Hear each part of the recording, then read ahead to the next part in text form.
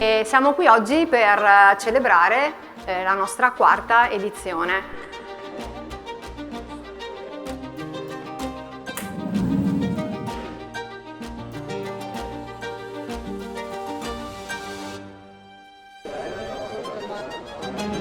Abbiamo 20 gruppi classe, 12 scuole partecipanti da 2 regioni diverse e da 4 province diverse.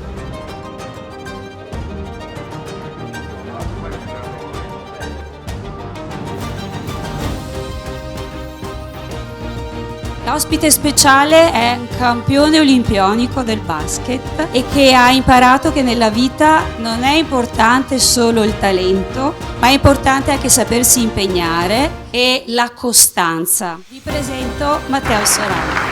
Lo sport è un mondo meraviglioso perché ti insegna a essere molto strutturato. La scuola è questo fa, ti insegna a pensare anche fuori dagli schemi, avere una struttura e riuscire a mettere assieme la mentalità che ti crea la scuola con la mentalità che ti regala lo sport è il continuo perfetto. Come terzi classificati l'Istituto Scotton di Breganze e l'Istituto Perlasca di Valle Sabbia con il gruppo della classe quarta AM. Il secondo classificato l'Itis Fermi di Bassano con il gruppo della classe quinta CM.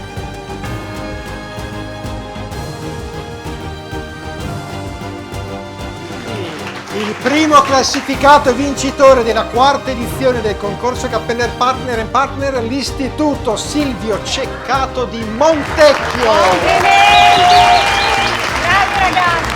Perché il premio Cappelleer? Cosa vi piace di questo concorso? Quando sono venuti a scuola a presentare il progetto io non sapevo subito cos'era una cassaforma e subito mi ha incuriosito il fatto di provare, mettermi in gioco per provare le mie capacità e le mie esperienze che ho provato sull'ambito lavorativo, per metterle in pratica, ideando qualcosa, progettando, ed è stata veramente una bella esperienza e abbiamo messo insieme tutte le nostre idee.